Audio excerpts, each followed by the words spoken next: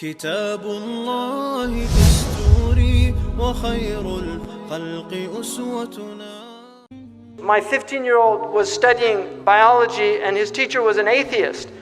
And he came and told me that he was studying biology and he said that his teacher said that we can explain life without God. And I said that biologists should not interfere with cosmology. A biologist should stay in biology and not start talking about cosmology, because that's another science, cosmology. And it reminded me of the joke about the biologists that meet God, and God asked them what they're up to, and they said, well, we've gotten rid of you. And God asked the biologists, how did you get rid of me? And they said, well, we can explain how we got here without you. And he said, well, how would you do that? They said, well, first we take some cosmic dust. And God says, no, wait a second. Get your own dust. Right? You see, because where did it all start?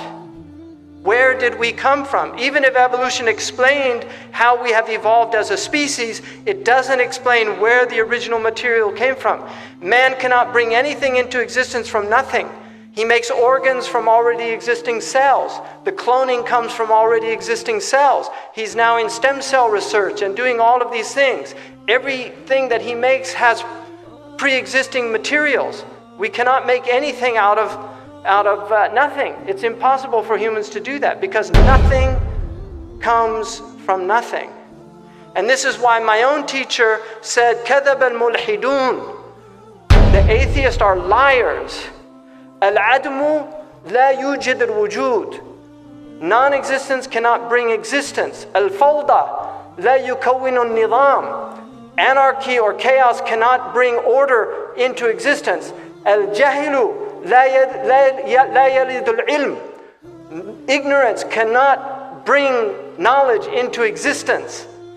And then he said, إِنَّمَا هِيَ انْتِكَاسُ عَقْلِيٍّ كَمَنْ يَمْشِي عَلَى رَأْسِهِ وَرِجْلَاهُ فِي الْهَوَىٰ. This is the inversion, this is an intellectual inversion of reality, like somebody who's walking on his head and his feet are in the air.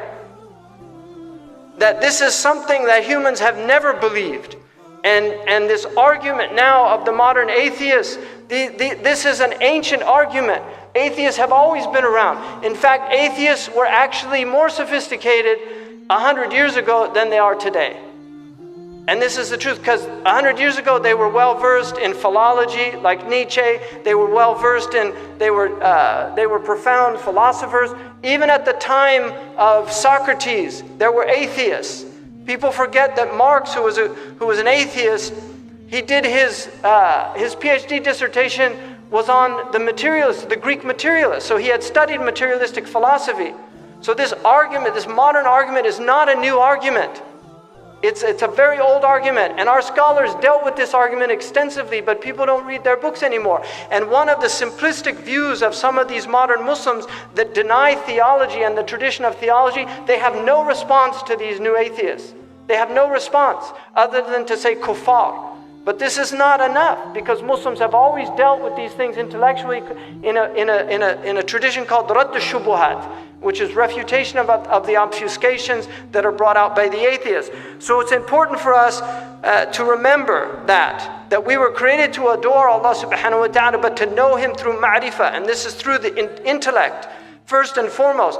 And our intellect is a spiritual concept.